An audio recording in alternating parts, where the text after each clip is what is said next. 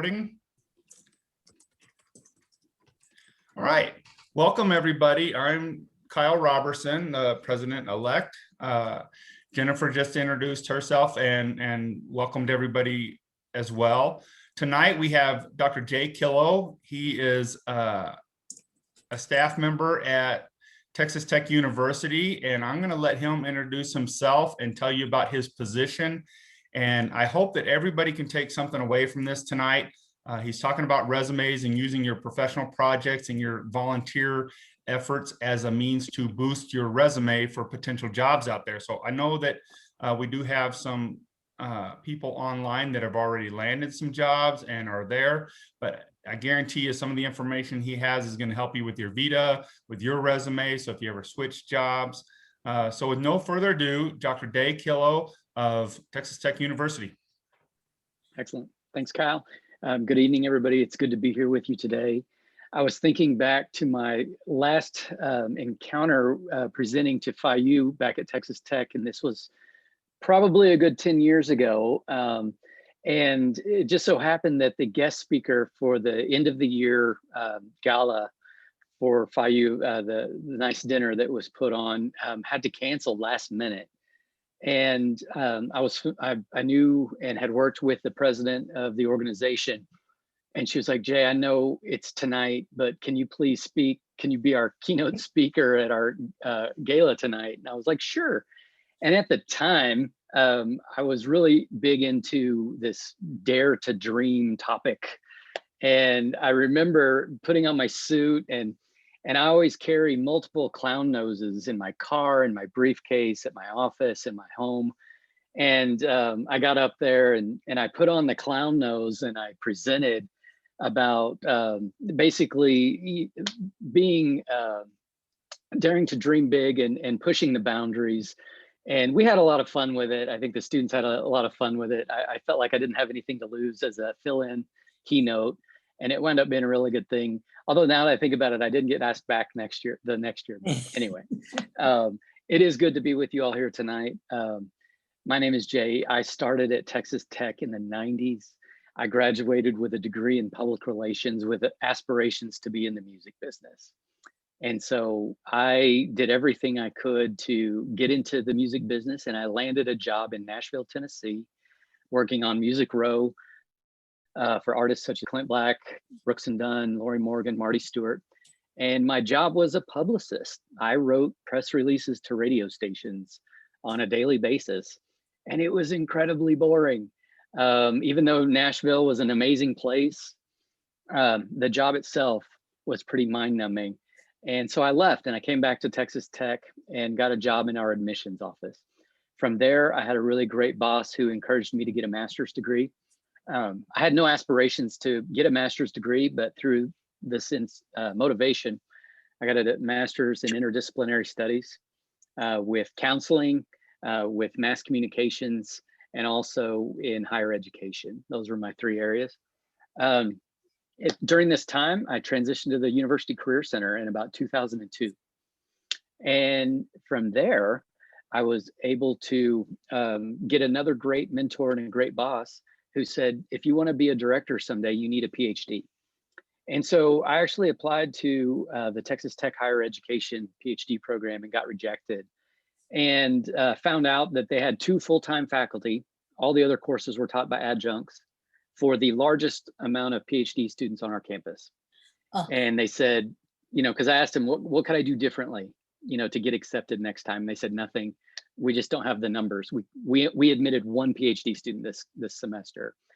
So at that point in time, I met, well, I didn't meet, I had a good friend on campus who was in the Family and Consumer Sciences PhD program at Texas Tech. And Jamie Hansard started talking to me about her program and started talking about vocational education and all the wonderful things that Family Consumer Sciences education was all about. And I said, that's very interesting. I've not looked into this, and read the curriculum, looked into the program, and in 2009, applied, interviewed with Dr. Karen Alexander, with Dr. Couch, if any of you are familiar with Dr. Couch here at Texas Tech. And wound up getting admitted and loved it. Spent 6 years in the PhD program, working full-time and finishing the degree, and loved every second of it except for my qualifying exams. That was not fun, but the dissertation, the research, the learning, all really good stuff. And in my day job, what I spend most of my time doing is educating and celebrating success with Texas Tech students in getting their first jobs, getting their first acceptances into grad school. A lot of my day consists of critiquing resumes. I've critiqued about 5 today, I guess, not from class, Shelley or Callie, but from other students from other majors around campus. We get to do interviews, we get to do career assessments and career counseling and coaching. And then we also have our employers. And so a lot of what we're going to be doing tonight, I'm going to be sharing my experiences over the past 18 years, working with a variety of employers, everything from teachers. We host a education job fair every spring where we'll have about 100 independent school districts recruiting teachers and our FCS teachers, to engineers, ExxonMobil. We've got all the major oil companies and major engineering, aerospace companies recruiting at Tech. Work with them, architects, anything and everything. And I always ask them, what do you like to look for in a resume? What's your favorite interview question? And over the years, I've just been getting a lot of input and a lot of information from all these companies. And in one sense, they're very unique to their industries, right? But in another sense, if you look broader, they all ask the same question. They all look for the same thing on a resume. It's just different skill sets. But the way a student articulates those skill sets, the way they sell those experiences on a piece of paper is really what they're looking for. And that's what we're going to cover today. Like Kyle said in the chat, if you have questions, I love this group because I think this gives us an opportunity to talk. I don't know, I'm assuming Karen is in Wisconsin because of the barn and what she was talking about earlier, but I don't know where everybody else is, except for Shelley and Callie, who are in my class. But I'm curious maybe what you're seeing in your areas, your part of the country, with resumes. And if you have questions about what I talk about, let's discuss it. If you remember anything from tonight's presentation, my favorite response to all students about a resume when they come up to me and say, Dr. Killough, should I put XYZ on my resume? Dr. Killough, should I build my resume this way? Dr. Killough, should I have a CV or a resume? The answer to every single one of those questions that I always first respond to a student with is, it depends. There's not one cookie cutter way to write the perfect resume. Otherwise, we'd all have that template and we'd all submit a perfect document. It doesn't exist. Everybody's unique. Everybody has a different set of experiences. And so I like to throw the question back on the student and say, what are you applying to? You know, maybe you need a CV, maybe you need a resume, maybe you need your GPA, maybe you don't. It depends per situation, per employer, and every resume that, or every job, or every scholarship, or every graduate program you apply to should have a unique document. So every time you apply somewhere, you can edit your resume. Probably 80% of it's already done. You just need to finish off the last 20% with unique keywords, with unique statements relating to that industry or that scholarship or that grad school, and you'll be good. But overall, to a lot of your questions that might get asked later, it's going to depend on what your goal is. So I think it's really important first, before you start writing your document, to really think about what are your goals for applying for this position or this job, or this scholarship or this grad school, okay? And so there are really 3 primary big picture ways all employers, and Jennifer, Kyle, others in the room who are advisors or instructors or professors, teachers, correct me if I'm wrong, but 3 typical ways in a big picture that employers look at resumes. They're first going to notice the impact. How does my eye take in this document? Is it aesthetically pleasing? Is the text easy to read? Is it too small? Is it too big? Is it not full enough? Is it too full? And we make these snap judgments when we read these documents. And sometimes we'll see a document, and I brought some examples. I'm sorry they're not scanned in. I have permission from these students to use their resumes, but I have about 500 in my folder, and I just grabbed a few.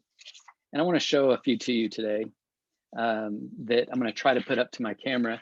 And I want you to make a snap decision. So everybody on the call, if you can see my camera, I'm going to show you a resume, and with your snap decision, kind of give me what you think this resume looks like.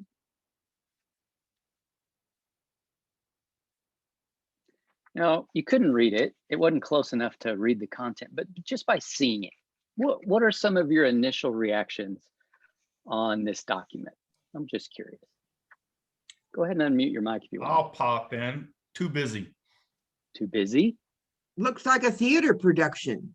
Looks like a theater production. Love that. I think Too it's a much is graphic going arts on. artist. Graphic Okay. artist? Yeah. Yeah, I wondered what the application was for because it looks really colorful and very creative, but maybe less professional. So depending what it's for. Yeah. It's very colorful. I don't know if you can see her name. Hello there. My name is Kayla. Don't know if that's the way you want to introduce yourself, but this was a marketing student. And, you know, for her goal, she was trying to get a social media type of graphic design internship, right? And so even though the initial impact didn't strike me that well, I first wanted to ask her, you know, what do you think about this? What are you using it for? And in the end, ultimately, she took out a lot of the color. She took out, hello there, my name is. But she left the 2 columns. She left some of her graphs. She left some of her logos that she designed. And she was able to get the job. But just through conversing with the student and asking what their goal was, it was important that we discussed the type of impact and how people might think of her, right? Or how people who don't know her might judge that document. And so she was able to kind of meet me halfway with the color and the really dramatic design of it all. How about this? When you see this resume, what's your first impression? Oh, but I wanted to say something. Actually, Sure, Jen. I like that resume because if she's in This one? marketing, it actually looked like a brochure. Mhm. So she actually did a really good job depending on the person that's looking at it. It is Right. colorful, but it looks like a brochure. So I actually Yep. like her resume. I like it Right. a lot. And so, and for the right position, that could work, right? And so I think with everybody's different comments and different opinions, that's the way these employers could potentially look at this. And so what I try to teach the student is to be aware of all the different types of responses their resume will elicit through that impact. And then ultimately it is the student's decision to either make additions or edits, changes to it, okay? So yeah, some people might like it, some people might not. And when you apply somewhere, your job is to do the best you can to make sure the majority of the people are probably gonna like it, okay? There's no way of exactly knowing, but let's do our best based on the area. What's wrong with this impact though?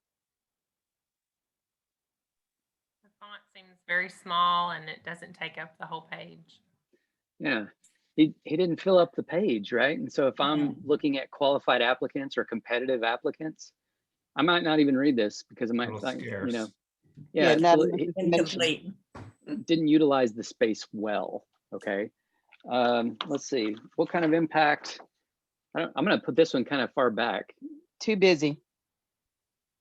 And this font, I know it's hard to see, is about, I would guess, probably a 6 or an 8 point font size. It's really small. Mhm. And I asked her, I said, why did you make the font so small? And her response was, well, I heard a resume has to be 1 page, and I've got a lot of things I've done, and so I just made the font smaller so I could fit it all on the page. Well, we talked about how, you know, potentially she could not pass through to the next level because they're not even going to read this, right? Let's pick and choose certain section sets or certain experiences that we could include that are her most beneficial or most marketable skills. Curious, Let me put up another piece of paper so you can see the ratio here. Do you see the size difference? So first of all, this resume is tiny. It's on a cutout piece of, I don't know if you can hear that or not, but it's like a cardstock, okay? And if you look really close at it, how does this impact you? It's too small, it'll get lost on a desk. Too small, potentially, yeah. I might Cool. actually be inclined to read it because it's different. Okay. Interesting, because this student was a graphic designer and she had done an internship at Elle magazine. And so she made her resume to look like a table of contents in a magazine. And she wound up getting a full-time job with Elle magazine and did really well. And when I saw this for the first time, if you really look at it, if I were to show this on the screen or if you were in person, it's very meticulously customized. Everything is very orderly. Everything makes sense. Her descriptions are spot on. Her marketable skills really sell her. This, for her job that she applied to, fit the bill really well. But if you're applying for maybe a CTE teaching position or an FCS position at a school district, I might ask you more questions. Is this something the principal or the school district will appreciate? You know, it may get lost on them if they're not graphic designers or if they don't appreciate that kind of. So maybe a typical type of 8.5 by 11 piece of paper resume that doesn't look like a table of contents might be better for you, right? And so I challenge the students to make their own decisions on things. But the main thing I want to talk about in the beginning is that impact. Okay, so when you're looking at your impact and a stranger looks at it for 10 seconds, what kind of gut reaction are they going to have? Some might like it, some might not. As a student or as an applicant, you got to do your best job to know the industry that you're applying for and try to meet that goal with what's commonplace in that industry and what will get you that next step, okay? Second thing, after your impact is readable, after your resume is readable, after it looks good, it's meticulously customized, the presentation of your resume matters. And presentation and impact kind of overlap a little bit. The impact, though, is more, I would say, psychological. It's what is my gut reaction when seeing this piece of paper or seeing this text on a computer? The presentation gets a little more technical in how did you space the resume? Are all of your dates lined up? Do you have consistent margins around the page? Do you have consistent fonts? So that consistency really matters as far as your presentation goes. Let me show you an example. Where is it? Oh, that's a fun one. I'll get to that one in a minute. Okay, so here's a good example. I don't know if you can see this, but can y'all read that? I'm gonna try to put it as close as I can. What's wrong with that margin? Too close to the edge and it's uneven. Cut off. And it's cut off. She didn't have the correct margins. And when I printed it out, it cut off her headings on the side. And so we talked about the word conversion in software and how that can affect your document. So more than likely, you're gonna wanna save your resume as a PDF. This impact is pretty poor, but it's also presented very poor. Okay, there's nothing on it, including a name. There's not a name on this resume, which I teased the student a little bit. I was like, I don't know who you are when he emailed me. Furthermore, he emailed me and said, hey, here's my resume. Can you critique it for me? That was it. That was all the email said. And so I wrote him back and I said, I don't know who you are because your email was nondescript as well. He didn't use his Texas Tech email. And apparently I had spoken to his class that day. And I guess he thought I knew who he was out of 40,000 students. But anyway, it was just kind of funny how I said, you know, when you write a professional email, you need to address who you're speaking to. You need to identify yourself and also in your document. So presentation matters there. Let me show you this one. Oops, not that one. This one's interesting. I get this quite often, actually. What is interesting about the presentation of this document? What do you see that's a little bit off?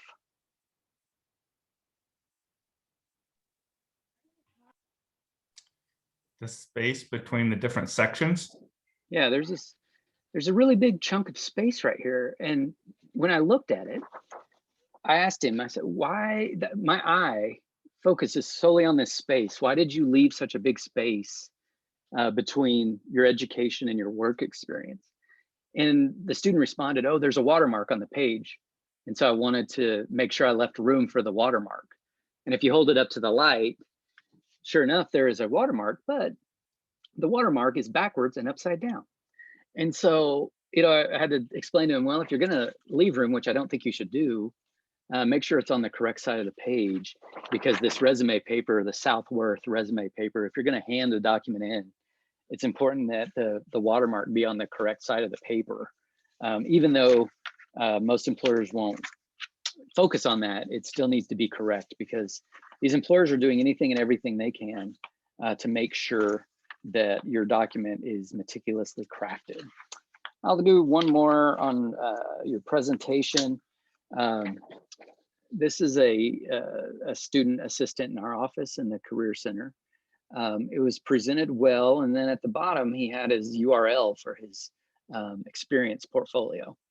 And when I clicked the URL, it was a 404 error not found, object not found website. So I was, if you're going to put a LinkedIn profile or a website on your resume, make sure the link works, because that could damage the presentation of the whole thing. And luckily, we knew the student, we knew what he was capable of, so we let him slide on that error in his resume. But if we didn't know him, we may have passed on him. I don't know. It may have been dependent upon the other applicants. So after the presentation, or I'm sorry, let me say one more thing about presentation. When an employer, this was a cool study. Years ago, a study was performed on where do employers look on the document and where do they focus their attention. And so I'm using this resume as an example. I think this is a good looking resume. It's very meticulously formatted. It's customized. Her bullets are well written. It's all even and spaced out. And the research study was 85 human resource professionals from various industries who had to have read a minimum of 500 resumes a year. Most of them had read over 1,000 resumes a year in their hiring capacities. What they were given was a packet of 30 resumes, okay? And individually with these 30 resumes, they went into the lab and they were given goggles. And the goggles that they were eye tracking goggles that provided a heat signature. So Kyle, if I stare at you and your Texas Tech background on the screen, my heat sensing goggles, you would be white hot because I'm staring at you the whole time. And Gabe, down at the bottom of my screen, you would be kind of blue cold. So that's how these goggles, wherever my eyes focused, there was a heat signature attached to it. And so every time they looked at a resume, the goggles recorded the view. Is really a cool study. And if you were to break this resume into a window pane, you've got 4 quadrants. What was the most white hot, most red quadrant of all the resumes of all the employers?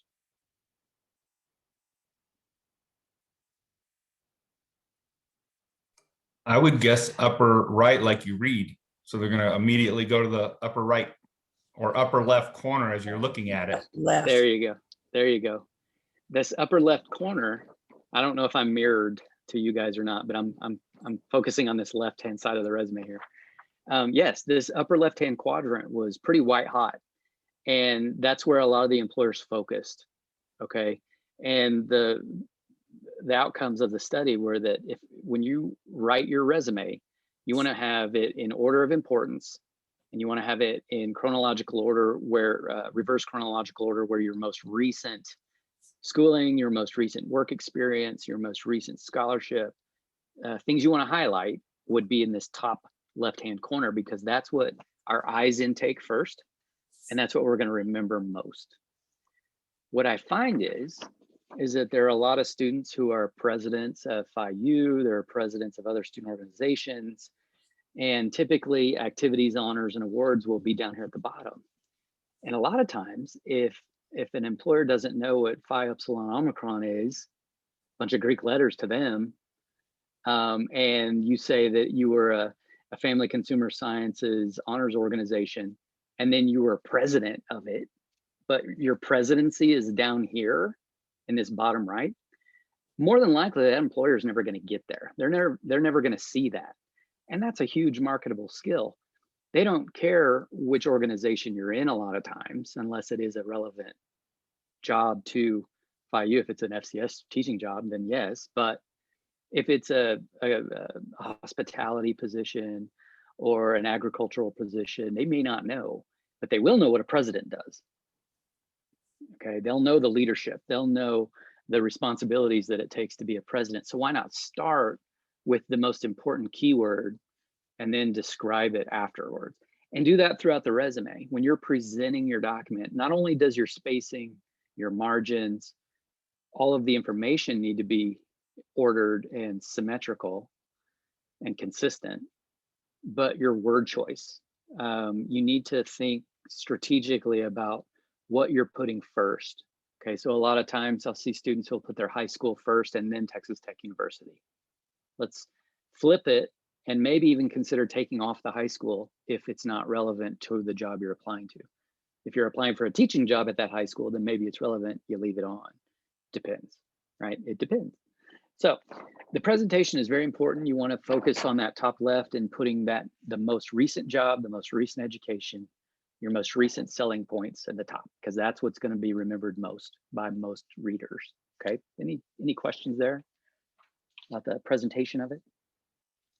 Finally, the last big picture way an employer or a person will take in a resume is the content. Arguably one of the most important pieces, because if your content is lacking, let's say you've got great impact, right? You've got a really aesthetically pleasing resume and I'm like, oh, I want to read that. It's presented very well, right? There's a good layout to it. Everything is spaced nicely. It's easy to pick out sections, but then your content is lacking, or there's misspelled words or misused words. I think that's more of a problem these days with students. And instead of misspelling a word, they'll misuse a word. Gosh, today, last week, the week before, for some reason this semester, the hot word right now is students aren't pursuing a degree in family consumer science, they're perusing a degree in family and consumer science. And I don't know why, but that's come up a lot these last few weeks. I've seen it multiple times in resumes.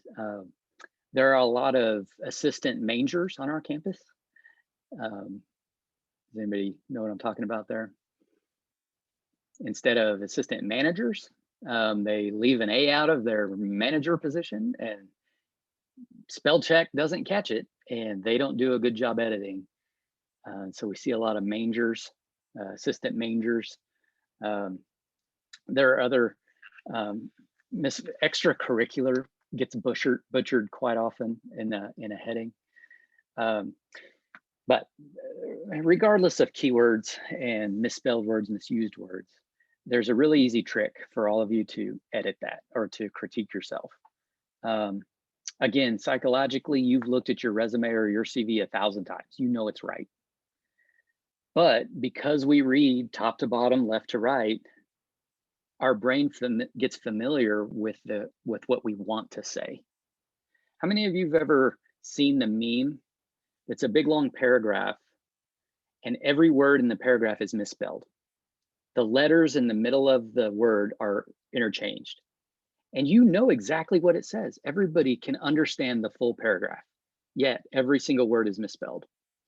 Our brains will comprehend on the fly. And so when a student or a professional writes a CV or a document, oftentimes it's in a hurry.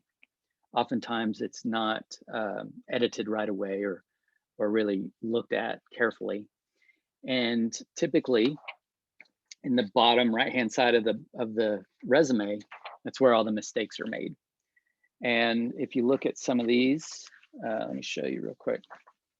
There's a few examples of what I want to highlight to you real fast. Here's one. This was a student in my human sciences class. She put her education at the bottom of the page, and basically, I don't know if you can read it, but there is a inserted word that just says ampersand bowl. I know it's hard to read. I'm sorry about this example, but I asked her, Mackenzie, why do you have ampersand bowl in your resume? And she was like, I didn't put that. I was like, well, it says Texas Tech University ampersand bowl. And what she had done is she had put a double T image. And when Microsoft Word printed out the double T image, it was ampersand bowl. I don't know. And she just didn't catch it because in her screen, it was a double T image. It was a Texas Tech. Like, there you go. So little things like that, she just didn't catch. Here's another one. Here is a person with honors and activities. Sorry, I'm shaking a little bit. Can you see activities misspelled? Activities gets misspelled a lot without an IES, just an ES. Here is a relevant, RELEVENT experience instead of relevant coursework, relevant. Experience gets often misspelled, but anyway, the key here is that when you all cap a heading like education or experience, spell check in Microsoft Word is not enacted or enabled. Spell check does not work on all capped words or titles. And so I want to challenge all the students to look at their titles and make sure they're spelled correctly. And the way you edit this document, instead of reading it top to bottom, left to right, start at the bottom right and read it bottom up, right to left. And if you focus on each word going the wrong way, you're going to trick your brain. It's a fun experiment to do. I recommend try in the morning putting on your pants. And as you put on your pants, stop yourself. And whatever leg you just started with, stop yourself and try to put your pants on with your other leg. See what happens. I personally fell down because for years, I'm 43 years old and I've been putting my pants on the same way every day. And when I tricked my brain and tried to do something different, it literally made me fall down because I was not prepared for it. And then the way we read is the exact same thing. Your brain's used to it. You're going to comprehend the words. And so trick it a little bit and read it the other direction. And then see if it makes sense and see if you catch any misused words like perused instead of pursue. Definitely versus defiantly. I love students who are defiant in their resumes. I'm like, why are you so angry? And they're like, what are you talking about? I don't know. You said you were defiantly, excited about this position. That doesn't make sense to me. Oh no, I'm definitely excited about it. Well, that's a big difference in word choice, right? So your content matters. The way you say things really matters when writing your resume. Let me read you a couple of, just two, and I hope these examples are okay. But these are two of my favorites, just because they were fun stories for me personally. So I don't know how this translates to you, but here are two. Let me paint a picture of Calvin real quick. Calvin, I didn't know the man. He was a student that popped up on my calendar years ago. He made a resume appointment with me. I walk out into our lobby. Imagine about a 6'3", bright orange haired, built, just physically fit person. And he has a white t-shirt on, very tight fitting, with what I can tell is a dragon tail tattoo coming down his bicep. And his biceps are about as big as my legs, right? So imposing human being. I'm about 5'8", so I looked up at him and I was like, oh, hi, I'm Jay, what's your name? Anyway, he said his Cal, very nice guy. Texas Tech University, I'm reading his resume here to you real quick. Texas Tech University, Bachelor of Science in Civil Engineering, as graduation date, and his GPA of a 4.0 in civil engineering. Impressive. Here's his first experience that I'll read to you, and then I want you to make a judgment on kind of what this guy is applying for, because he told me he was applying to a job and he wanted help with his resume. United States Marine Corps, Scout Sniper Team Lead, 1st Battalion Marines, Camp Lejeune, North Carolina. Thoroughly planned all missions of sniper team missions. I'm sorry, thoroughly planned all aspects of sniper team missions. Organized and prepared team prior to start of missions. Briefed unit commanders on plans for carrying out missions. Led 4-man sniper team through execution of missions with 37 enemy kills. And I remember just looking up at him and he's just sitting in my office like nothing. And I'm like, what are you applying for? And do you know what he said to me? I want to be a CA in housing, or an RA if your universities have RAs. And I was like, I know housing is disciplined. I don't think they're that disciplined. Like, we need to soften this up a little bit. And because I was like, holy crap, that's intense, right? The way I read that. Now, as family consumer sciences students, and I don't think anybody has that experience. But he wasn't writing to the job he was applying to. And so what we did is we took his leadership skills and his work ethic. To be a scout sniper in the Marine Corps is a big deal. He's a inkling of a small percentage of people who join the Marine. So we kind of made those highlights and how unique he was and his communication skills. And we focused on some other marketable skills, and he got the job. And we wound up becoming friends through baseball, and he was a great guy. Anyway. Here's another one. This one's another one of my favorites. Shelley, you've heard this before, but I like to read it anyway. This was an interior design student in the College of Human Sciences. She was an intern at an interior design company in Dallas, Texas. Okay, so her first bullet, she worked with clients by phone and in person, representing 2 partners, personally assisting 20+ client assignments. Is that a good bullet? A good content? I know I read it quickly. She worked with clients by phone and in person, representing 2 partners and personally assisted 20+ clients in her job. Things I like about that are her potential phone and in-person communication skills, and maybe her, if she were to be a little more descriptive with how she worked with clients, what kind of customer service she had, maybe made that a little bit better. She selected fabrics for projects. Kind of weak. Managed inventory by creating and updating Excel spreadsheets. Marketable skill there is maybe Excel spreadsheets, if that's what the employer is looking for. She participated in a interior design show house, worked with participating companies, completing donor forms. I would have liked to have known, what did they donate, or what did they, what kind of money did she raise? And then her next to last bullet, participated in the Southern Accent Show House, assistant to the designer.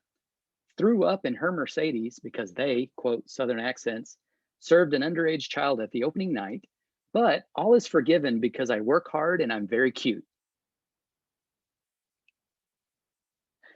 And I remember reading it, and I can remember like it was yesterday. I looked at her and I kind of smiled and I said, did you put that bullet in there to make sure I was reading your resume? And she goes, no, that's what happened at my internship. They told me to write what happened at my internship. And I was like, oh, no. Let's take that bullet out. Her last bullet says, have received several raises. So anyway, we worked on her resume quite a bit with her content. And the reason I read those, they're a little bit funny. Students are funny. I love students, but I also always tell my students that, let us find the mistakes in the Career Center. Let your professors find the mistakes before you actually send it off to an employer, because sometimes you don't know what you don't know. And she thought she was following the rules. She thought she was doing what she was supposed to do. And, having that critique can be very valuable. And content, there's a couple of ways you can think about content, okay? There are y'all familiar with NACE, the National Association of Colleges and Employers? It's our kind of governing national association for career centers. And these, the National Association of Colleges and Employers, probably about 4 years ago, published these core competencies, or these marketable skills in response to a survey that got published that employers were stating that students were not prepared for the workforce. Okay, in about 2016-ish, somewhere around then, this big report came out that, hey, students are they're not prepared coming out of college. So what NACE did is they had a response with these marketable skills, and there was not a skills gap, but there was an awareness gap. Okay, these employers weren't aware of what these students were capable of, but the students weren't sharing their actual marketable skills in their documents. And so there was this kind of disconnect is kind of what it all boiled down to. But through this NACE article, what they did is they surveyed probably more than 500 employers. And then they asked them, what do you all look for? And these are employers, including education, engineering, business, ag, everything. And it boiled down to about 8 to 10 core competencies that everybody looks for. Some of these core competencies, number one right now is critical thinking skills. Okay, regardless if you're going to be an FCS teacher, whether you're going to be a hospitality manager in business, finance, interior design, whatever, you've got to have some critical thinking skills. What are some others that you might guess would be in this top 10 list? Gabe, you look like you want to say something. I want to pick on you for a second. I feel like, have you already said communication? Nope. Okay, communication would be a really good thing because I feel like communication is a very underrated skill that most people lack or don't say that they have, because without communication, you have nothing. And if you break communication down into two types of communication, which type of communication might students be perceived to lack in more than the other? Verbal. What's the other one? Janice? Is it writing? It's not. You're written communication. There's written and oral. Oh. And a lot of times these employers will comment on students' writing ability, right? I think we get used to Twitter, 140 characters, you know, and so I think a lot of times some employers will comment that maybe a student's written communication skills aren't the best, but they can improve. Usually verbal communication skills are pretty good. That's a top 3 every year in this survey. Besides communication skills, what do you got? What others might employers look for?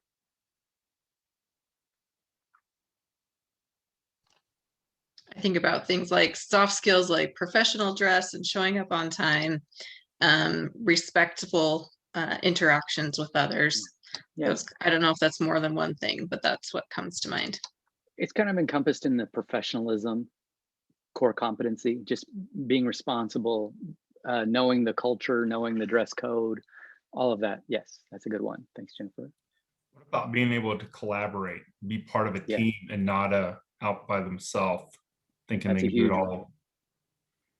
That's a large majority of jobs out there require some form of collaboration or teamwork. Very few positions are isolated, 100% independent. And so that teamwork is very prominent in these skills. Good job. There are technical skills. You know, what kind of technologies do you need or are required for your industry? There are this thing called career management. Like, what are your goals? How are you going to manage your career? That's one of the maybe number 10 in the core competencies. It's not as required for students to know, but it is a good one to think about. And so if you know these top 10 core competencies, okay, and you're drafting your resume, I get a lot of questions like, how do I write a bullet statement? Or how do I write an effective description of my job? One of my students in my class, great guy, awesome person, great GPA, he just doesn't know what he doesn't know. And so he was a document runner at a downtown legal firm in Dallas this summer. And do you know what his first bullet statement read? You know how he listed his first bullet? I ran documents. Well, I know that, Rhett.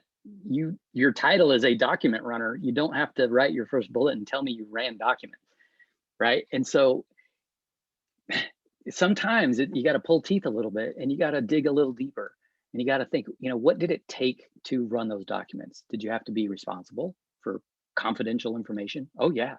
Maybe that's some good keywords you could use right there, or, and I like to ask them more questions about what kind of skill did it take? Did you have to be on time? Oh yeah, every day. I could not be late. Okay, so maybe time management skills, right? And that professionalism criteria.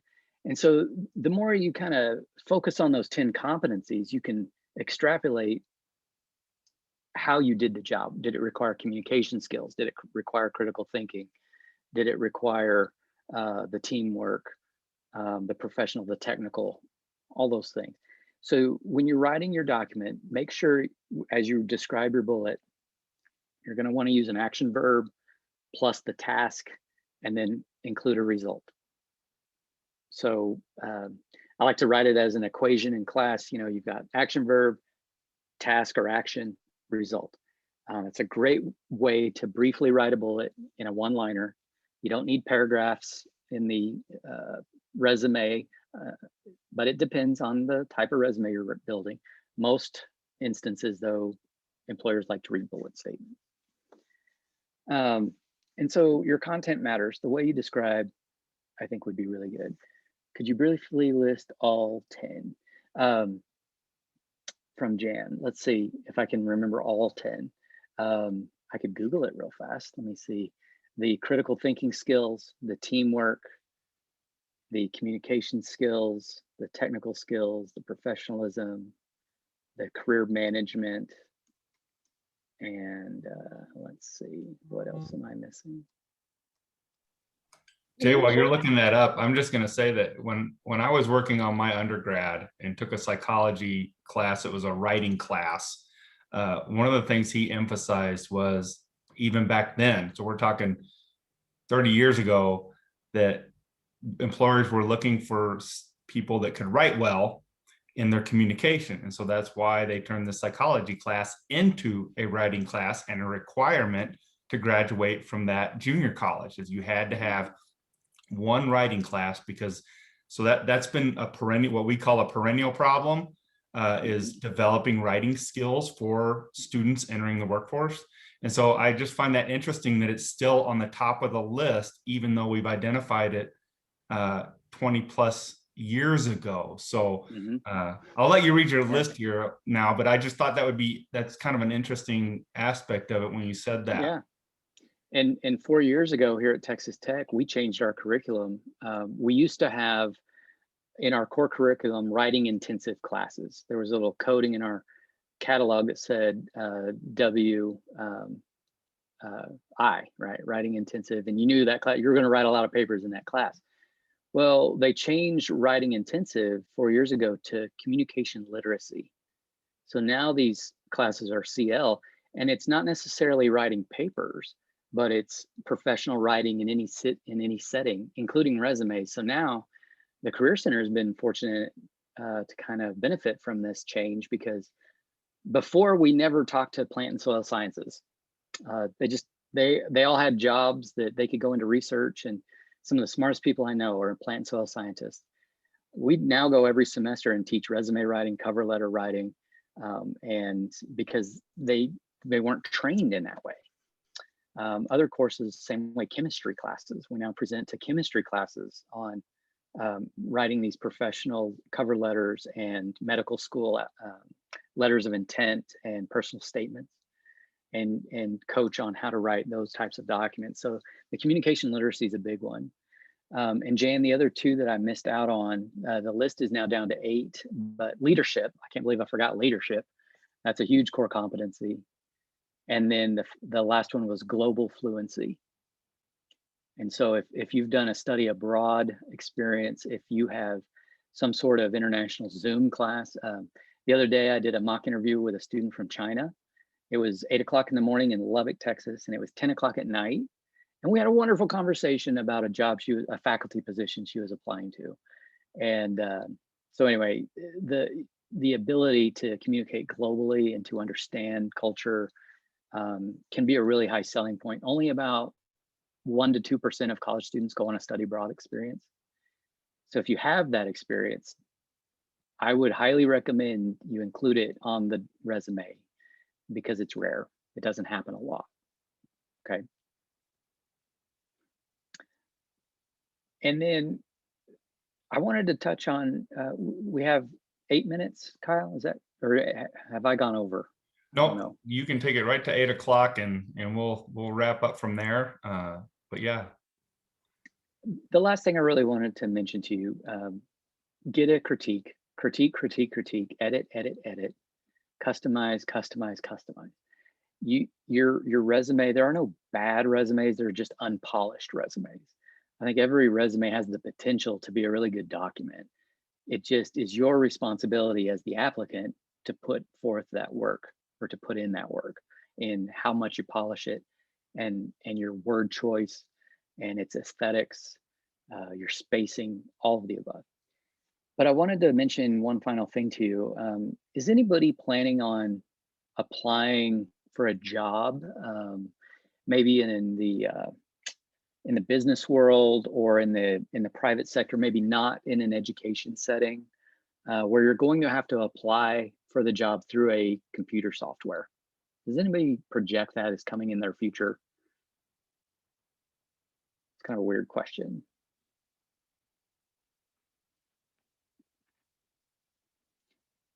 What I'm trying to get at is the majority of employers who own their own private businesses, out of Fortune 500 companies, 95% of them use what's called an applicant tracking system.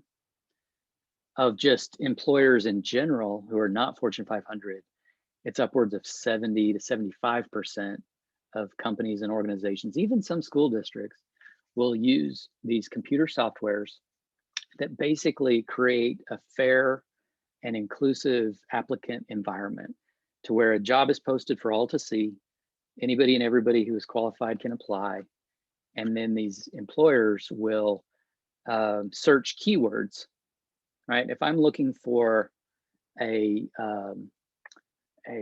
culinary teacher with 3 years experience, with a master's degree, with let's say classroom management, curriculum development, and student organization experience. Okay, that's a long list of things. I can type all that into my applicant tracking system. And if there are any resumes, let's say there's 200 resumes of teachers who are wanting to apply to this job. If they have a master's, if they have culinary experience, if they have student organization experience, curriculum development, and they have those keywords in their resume, I'll get an email with maybe, let's say, 5 to 10 resumes out of that 200 that fit my criteria. And so these applicant tracking systems are an organizational software to help employers stay fair and stay organized. The fair piece, though, is very arguable because there's a huge debate that these applicant tracking systems are not fair because highly qualified candidates are being overlooked, right? Because you're not, your resume, which is a great resume, you're a great person, you have great experience. But because you used the wrong keywords, you don't show up in a person's inbox as a applicant, really. And so a lot of times, if you're applying for a job and you're attaching a resume to a software, okay, there's a very good chance it is an applicant tracking system. And if you're, oh, Janice, do you have a question? I just wanted to say, in a way, I don't think it's fair because sometimes like they don't really look at the resume. I know in the state of Maryland, they tend to look more at the application. So you have to really make sure that you are putting those keywords in that application, because if not, you can be overlooked. Even though your resume may state everything that you're saying, that application has to be on point too. Right. It's a good point. And there's a big lawsuit in the state of Illinois right now for state positions where their state positions are being, applicant tracking systems are, they're getting rid of them because of that reason, is that too many people who were qualified were not getting considered. But they're still being used. That's the scenario we're in right now, is that these companies are still using these softwares. And so to beat the software, there's not a real perfect way to do it, but a good insight or good clues for you is to really familiarize yourself with the job description. Every job description I've ever read includes a laundry list of job responsibilities or job duties that, you know, it might be a list of 15 things that you're going to be responsible for. And when you read these job descriptions, a lot of them say the same thing: communication skills, teamwork, ability to analyze a problem and solve it, maybe global fluency or leadership, all those core competencies, right? And so when you can customize your resume to meet the needs of that job description, you have a better chance of passing the applicant tracking system. The other thing though about that is that here at Texas Tech, we have an artificial intelligence applicant tracking system resource for students to use that grades their resume, and it tells them if it would pass the applicant tracking system or not.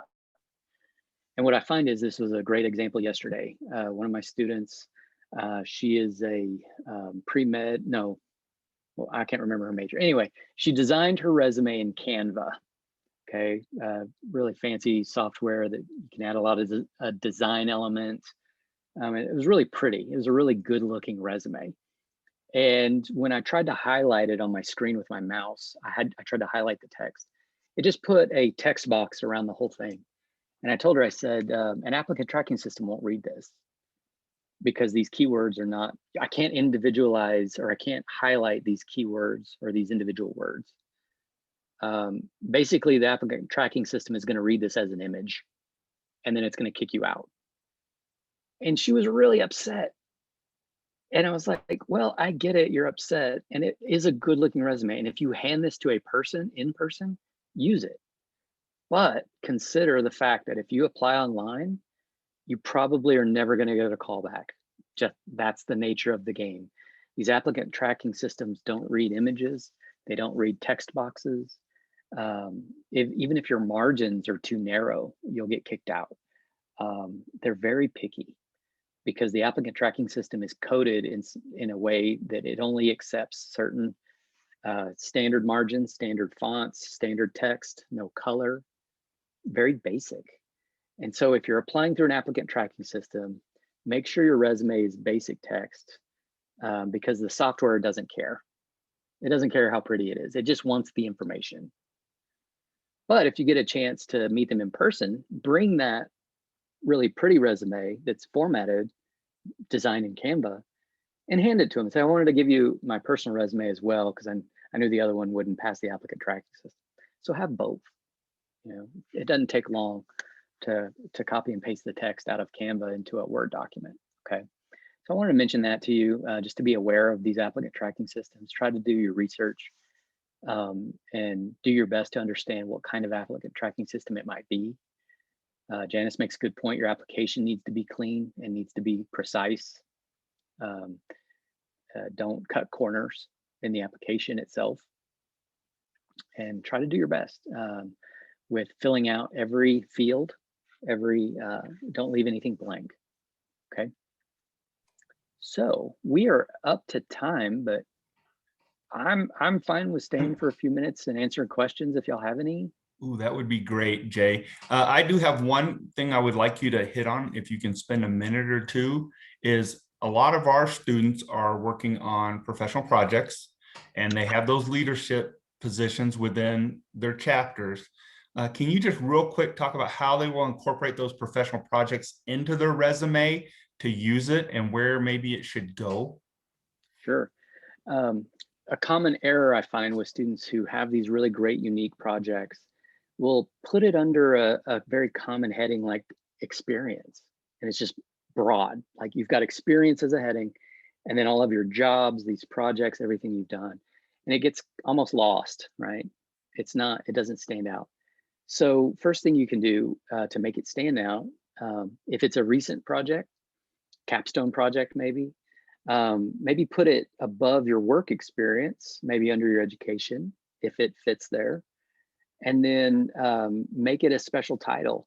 You know, you could, I probably wouldn't recommend using Greek letters, but I probably would maybe say leadership experience, project leadership experience. Play around with some of those words to see what's the best fit for it. Okay, unless you're applying for a job at Phi U headquarters. But you know what I mean. And then when you describe the position or the project, I mean, the leadership, the biggest thing that employers are going to want to see, and what I'm going to want to see, is a result. What came of it? Whether it was an external result to the population you were helping, or maybe an internal result of what you got out of the project. Okay, how many people were involved? What kind of money was involved? A budget, if there was any? What kind of research came out of it? Who were the people that were impacted? And then with the equation that we talked about earlier, you're going to use an action verb, the task that you performed, and then end it with that result. If you can quantify the result, great. If you can qualify it with a feeling or an emotion or a success, that is good too. And so as you describe these projects, it's going to depend on how important it is to you and how important it is to the employer you're applying to. As far as how it's presented, maybe it's first, maybe you put your education and then that leadership project. Maybe you want to include it under your first work experience. If you're a student teacher, maybe school district might want to see the student teaching first and then your project leadership. I don't know. We could play with it and see which one fits, but seek advice from your mentors, from your professors, from your advisors, and kind of play devil's advocate and say, if I put it here, how's it going to be read? Or if I put it here, how's it going to be read? But again, focus on the outcomes. Okay, when you write it. It's kind of vague, Kyle, but I hope that answers your question. No, I think it helps out a lot because between their volunteering and the professional projects, they have a lot of great experience they're gaining. And so knowing when and how and where to put that in there will benefit them. So thank you. Mm-hmm. So questions for Jay, shoot away and we'll give him a few minutes and then we'll wrap up. Alyssa has one. Okay, I think you touched on this a little bit already, but how important is the one pager? I know for Vitas that's very difficult, but just even for resumes, how important is that? And is it commonplace now to include a link to kind of the balance of your information? It depends, right? Sorry, but I think that a two-pager, if you're applying for a scholarship for a graduate program, I would say it's very acceptable to have a multiple page, almost more of a CV than a resume. If the other clue is sometimes, very rarely, but sometimes in the job description, they'll state, provide us a one-page resume. There, your marching orders, but that doesn't happen all too often. And so my best judge of it is to try to do as much research you can on the place you're applying. If it's a Fortune 500 company, national, maybe international, maybe they have many branches, they're probably receiving a large volume of applications and resumes. They're probably going to want to see a one-pager. If it's a small mom and pop type shop, local business, maybe a smaller school district where you could meet somebody or see somebody. My dad was a hiring principal at a school district, and I asked him, do you care if they're one or two pages? And he said, no. He said, as long as they fit our culture and if they have the teaching certification I need, I don't care if I don't mind reading what all they've done. And that's his opinion, but it was a very small 1A school here in Texas. So if they have the time to read a two-pager, I think they will. But if it's a very competitive job where you can guess that you're going to be up against a lot of applicants, I'd probably keep it to a one-pager. If you're in education, CV can be limitless. I told Kyle in a CV workshop, I have a faculty that I'm close to on campus in plant and soil sciences who has a 378-page CV. He's a full professor who has done everything. It's ridiculous how much he's been published. But, good question. Any other questions for Jay? I have a question which may not be easily answered, but keeping in mind that it's different depending on, what you're applying for, are there any kind of general recommendations as far as formatting goes, like font size, font type, margins, for if you're just going to put together that generic one page, how big should your name be, bolded? Is there any quick and easy answer for that? Yeah, good question. Our applicant tracking system called Quincia, it recommends a 1-inch margin on all sides, top, bottom, left, right. I think the default in Microsoft Word is 1.25 inches at the bottom and maybe 1 inch at the top, if I'm not mistaken. So it's different. So you're going to want to edit that and make the margin, I'd say 1 inch all around. As far as font goes, typically sticking with one font is what the applicant tracking system likes. Shelley, I think if you used Quincia, it may have said if you had multiple fonts, it'll call you out and say you need to stick to one font. The software has noticed you have used multiple fonts. So for a liberal arts education type of resume, I recommend a Times New Roman or is that called a serif font? If you're in a technical field, finance, engineering, chemistry, hard sciences, nutrition, you might consider the sans serif font like a Helvetica, basically the letters without the feet. That's how I know it. Because those software packages and the types of industry, the types of writing you'll do might be in that type of font for a chart at a hospital or a calculation in C++ or something. Those will use that sans serif font. So liberal arts, probably a Times New Roman type font or a Garamond. I like Garamond. I think that's what mine's in. My rationale there was Harry Potter was written using an Adobe Garamond font. So I figured, hey, people read Harry Potter. I might as well make my resume that font too. Maybe they'll read it.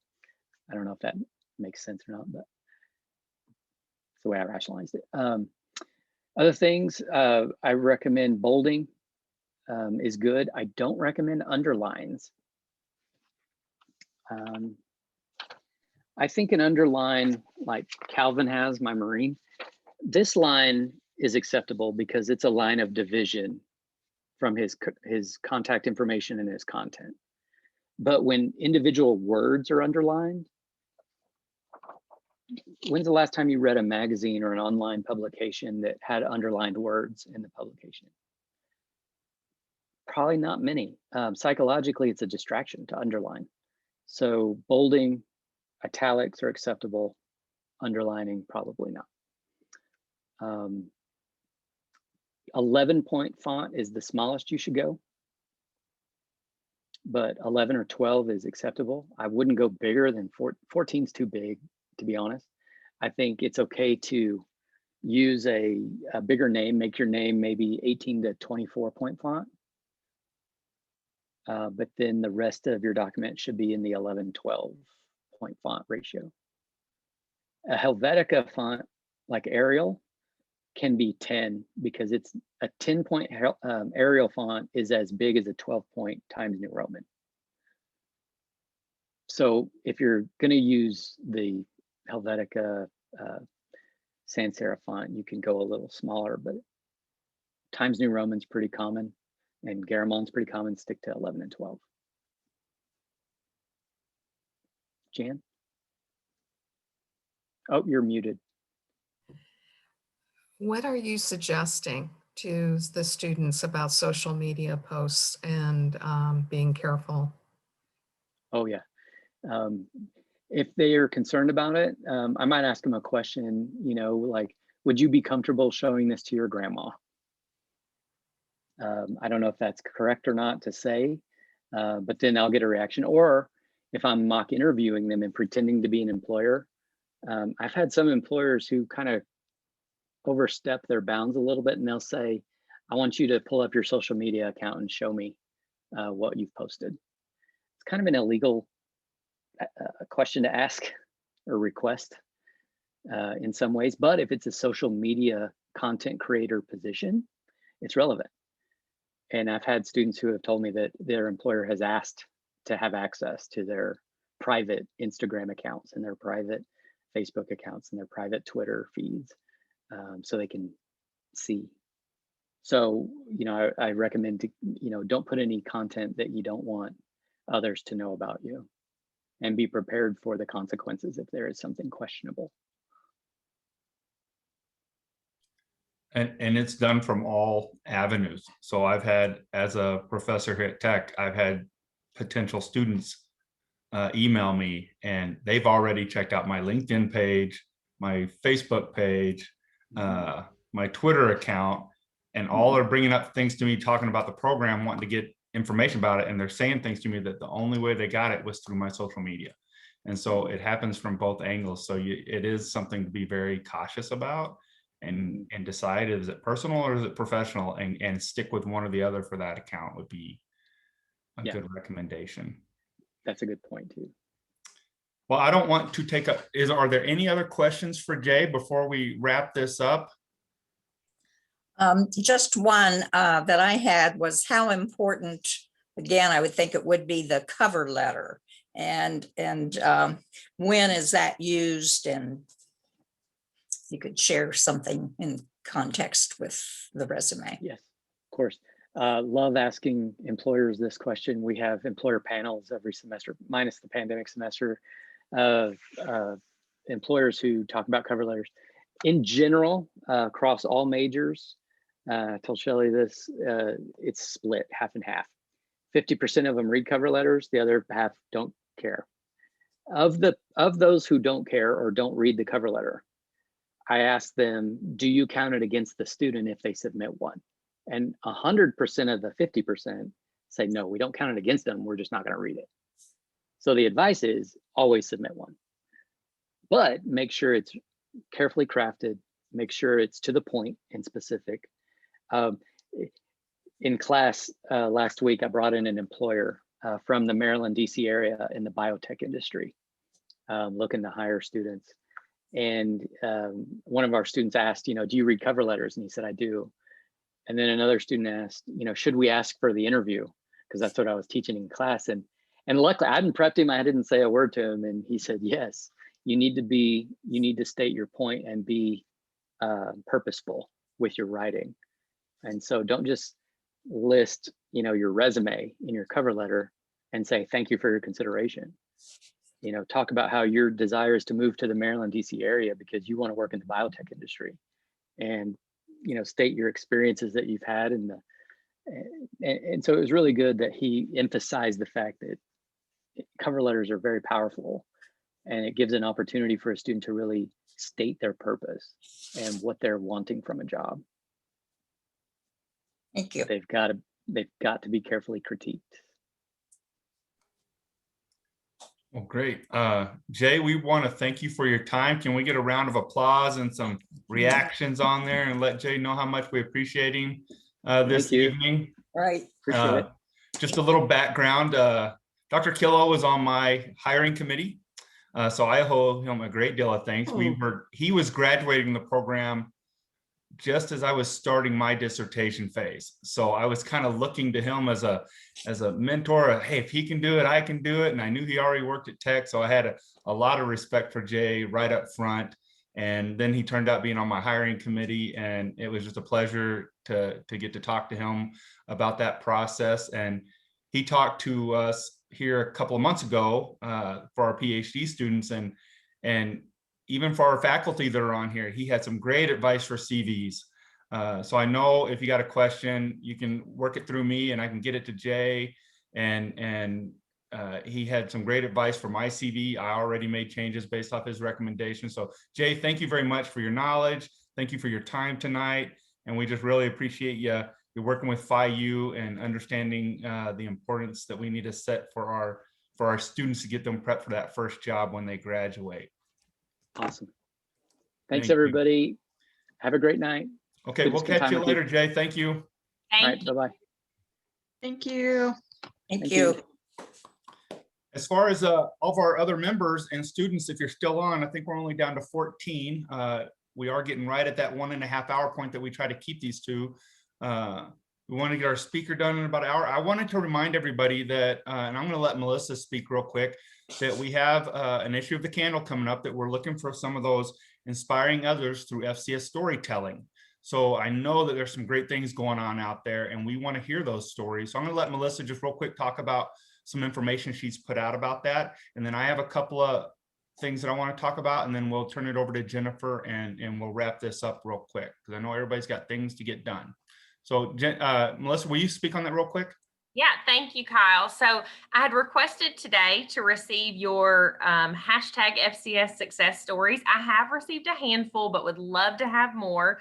So that can be everything from you are following in the footsteps of your grandmother who, you know, got you interested in the field of family consumer sciences, and she was a Phi U member, because I've received a story like that.